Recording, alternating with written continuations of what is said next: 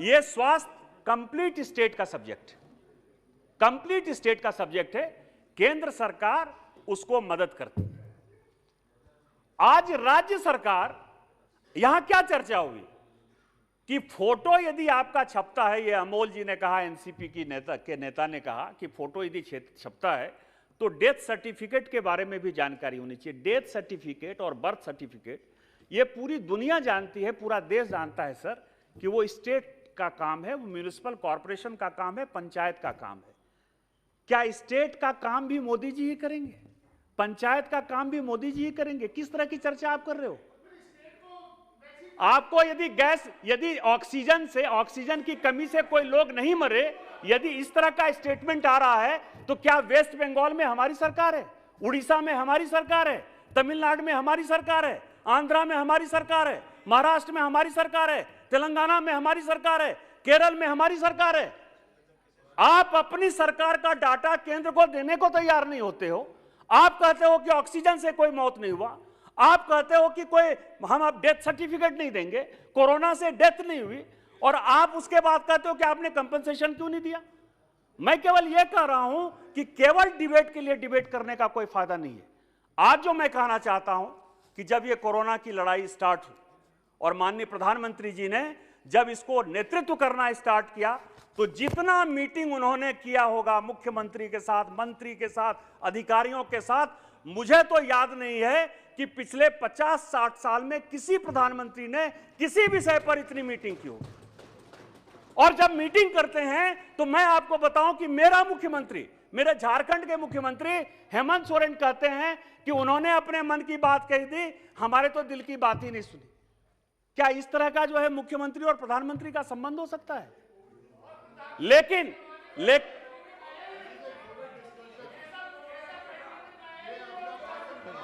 Please take your seat. Please address the chair. Please. जब ये corona आया, मैं ये कह रहा हूं कि जो स्पीकर साहब ने कहा, मैं उसी को रिपीट कर रहा हूं। सभापति महोदय, मेरे खुद के लोकसभा के लगभग 70-80 हजार लोग पूरे देश भर में फंसे हुए थे, और यह देश को जानने का विषय है कि हम लोग चाहे किसी भी दल में हो, किसी भी विचारधारा में हो, किसी भी जाति में हो, किसी भी वर्ग में हो, किसी भी संप्रदाय में हो, सबों ने एक दूसरे का मदद किया। इसीलिए कोरोना की लड़ाई में यह देश आज इतना सक्सेसफुल है। 130 करोड़ का देश, केवल 8,000, 10,000, 11,000 यदि हम ला पाए हैं, तो उसमें हमारे वैज्ञानिक का बहुत बड़ा योगदान है, जिसने कि कोवैक्सीन जैसा हमको वैक्सीन दे दिया। माननीय प्रधानमंत्री जी जिन्होंने कि फ्रंट से लीड किया, और मनसुख भाई मंडाविया जो स्वास्थ्य मंत्री हैं, इन्होंने फर्टिलाइजर, केमिकल और फर्टिलाइजर मंत्री के तौर पर एक बहुत बड़ा योगदान किया।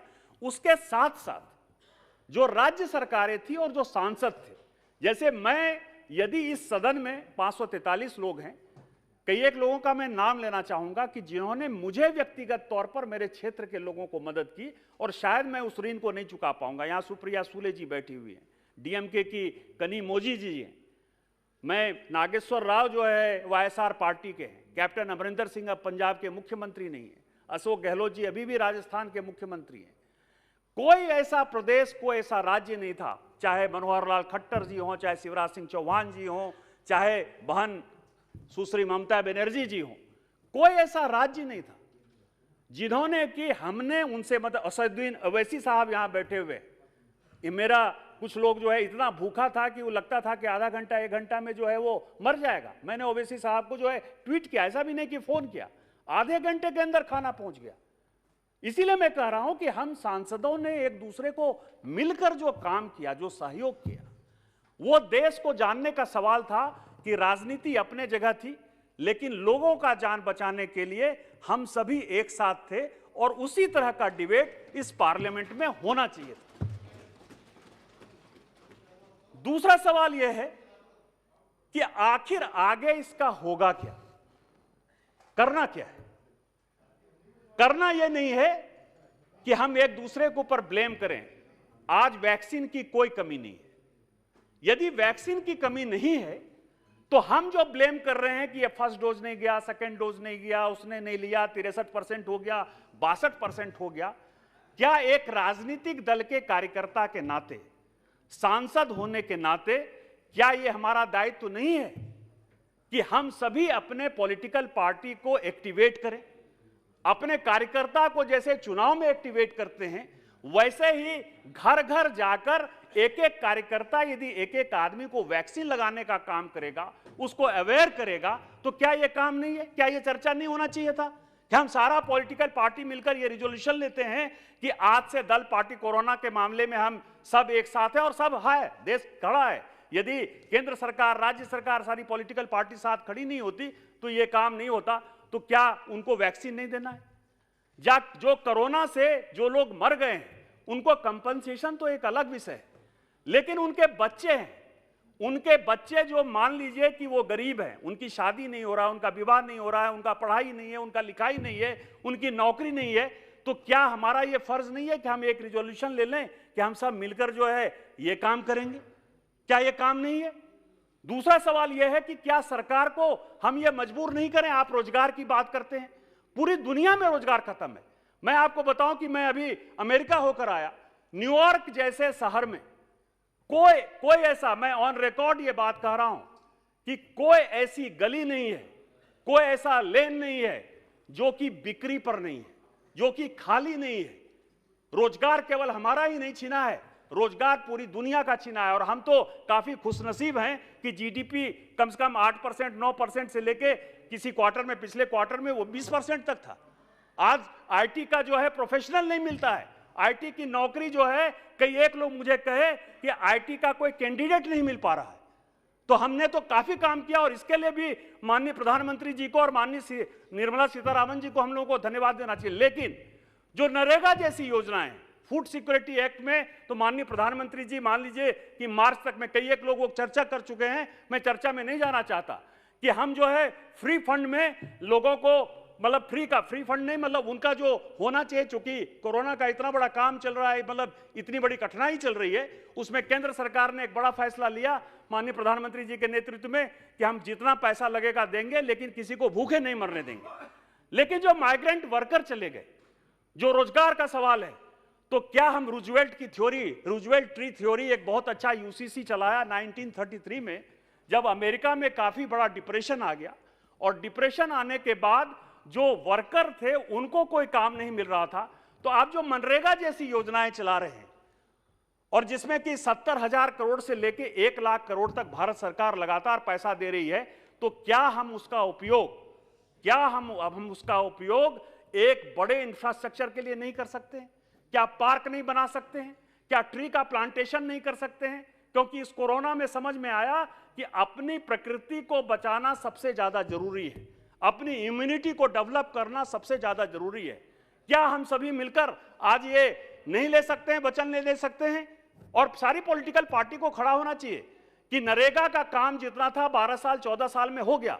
सबों को पता है कि उसमें करप्शन बहुत ज्यादा है। मिट्टी का काम करते करते एक ही मिट्टी का काम 4-4 बार 5-5 बार हो रहा है। क्या उसके बारे में एक चेंज करने का यह समय नहीं आ गया है कि हमको मनरेगा एक्ट में चेंज करके कैसे माइग्रेंट लेबर को, कैसे गरीबों को, कैसे पंचायत तक लोगों को सुख सुविधा देना है, उसके लिए एक आमूलचूल परिवर्तन कर दें। और जिस तरह रूजवेल्ट ने केवल ट्री प्लांटेशन किया, उसी तरह से हम उसका प्लांटेशन स्टार्ट करें।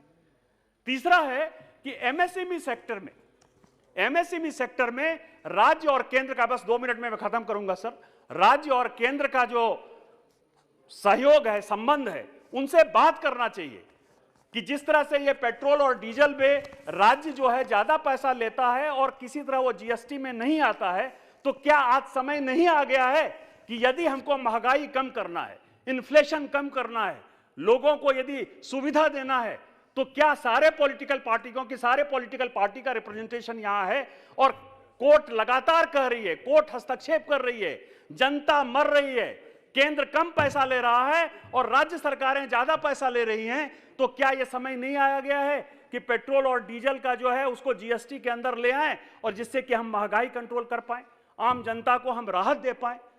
तो मेरा यह कहना है कि इस कोरोना से ये सारी सबक सीखने की आवश्यकता है।